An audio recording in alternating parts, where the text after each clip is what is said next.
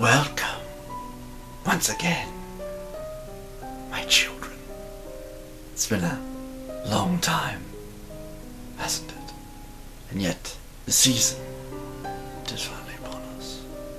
Welcome back to Reviews from the Room. I am your eternal host, D. Mental. And today, we talk about science fiction. Aliens. Monsters of space. Demons of the cosmos. And potential rapists from the stars. Yes, science fiction horror. But no, not that particular alien film, but another one that not only rips off that particular film, but two with its title. Originally titled The Falling, but also known as Alien Predators, and even Mutant 2. It's a science fiction horror film, but at points with the main heroes it also feels very campy. Re-released by Shout Factory and Scream Factory, the film centers around a group of American tourist friends traveling through Spain when they wind up with RV trouble in a little town with an alien virus outbreak. Shot in May and June of '84, but not released until 1987. This was the first feature film made by, and I do apologize if I butcher his name, Danifan Sadafan. He wrote, produced, and directed it. He later went on to direct several popular TV shows such as Buffy the Vampire Slayer, House, Fringe, Lost, and several other detective series, and a few other films as well. This film had a crew apparently that was too laid back that they went over schedule and somehow over budget. It got so bad that it caused its producer to retire from filmmaking. It's interesting because for an alien virus film, there really aren't a lot of people in this film. Starring Dennis Christopher as Damon, best known for roles in Breaking Away, Fade to Black. He was also in the TV movie It, Chariots of Fire, and even Did Django Unchained? Die Samenhübbel. Sorry? He is rather charming in this film with his character as the comic relief. Also starring Martin Hewitt as Michael, best known for his film debut in Endless Love. He's pretty good too. These two have really good chemistry. And the love interest in Lady in Peril, Lynn Holly Johnson as Samantha. She had a Golden Globe nomination for Ice Castles and in the James Bond film For Your Eyes Only. She's fine, but probably the second weakest. And sadly, her performance to me comes off as rather annoying at times. But probably the worst actor in this film is performed by Luis Prendias. Again, I apologize if I'm butchering that. He is Spanish. And yeah. Who plays Dr. Tracer. He was a famous Spanish actor, but sadly his performance is kind of bad. It also feels like that he and another actor in this film were both dubbed as well.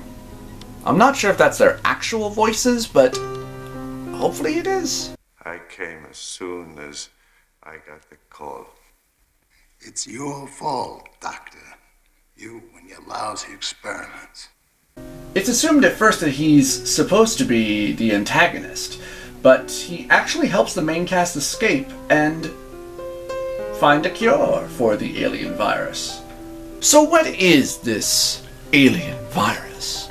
Well, according to the good doctor, it came from some samples that they found on the moon from the Apollo 14 mission, as he explains. We found living microbes in the geological samples taken from the moon on the Apollo 14 mission. They were dormant. What has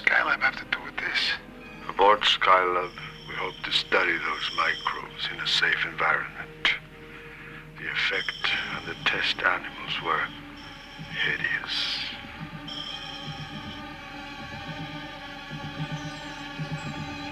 An alien.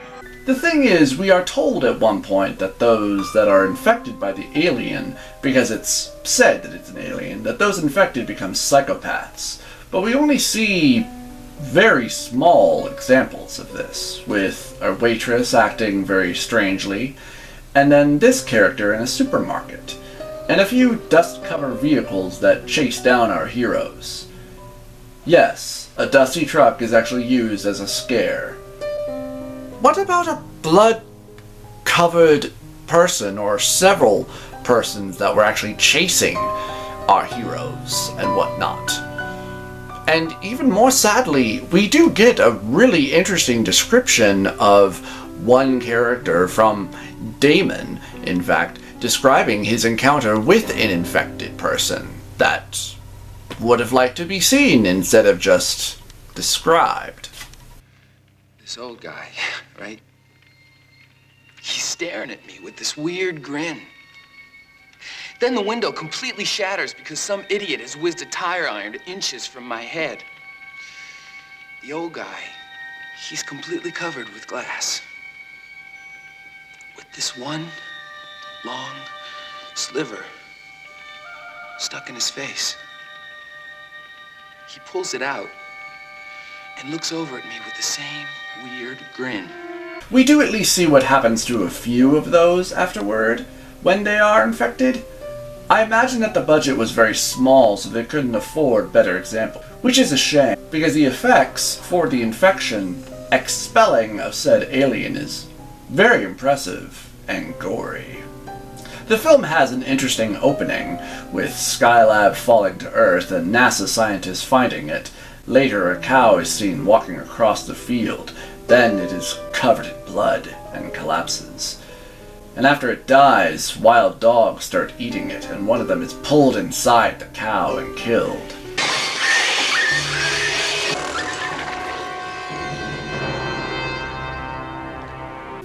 Very creepy and disturbing and effective.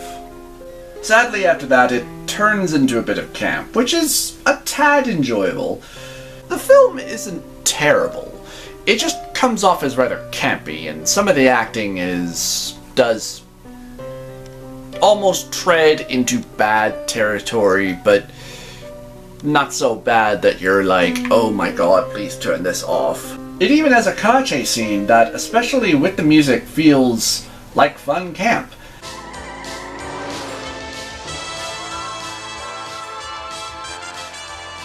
And Damon is using a musket? Despite all my negative criticism towards it and an ending that kinda leaves it open, this film was actually really not that bad. The funny thing is, I remember a sibling of mine renting this when we were children, and a particular scene showing of an infected, I remember, scared me to death, practically. If there's any film, really, that needs to be remade, it's an idea like this. Why not? A man-made, evolved virus that drops to Earth from a satellite and begins infecting people, driving them insane, and causes strange tumors to grow from their bodies and then expel violently.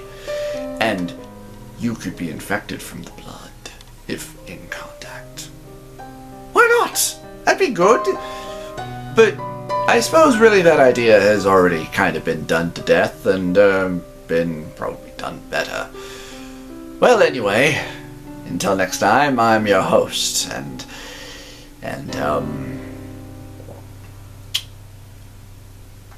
nah.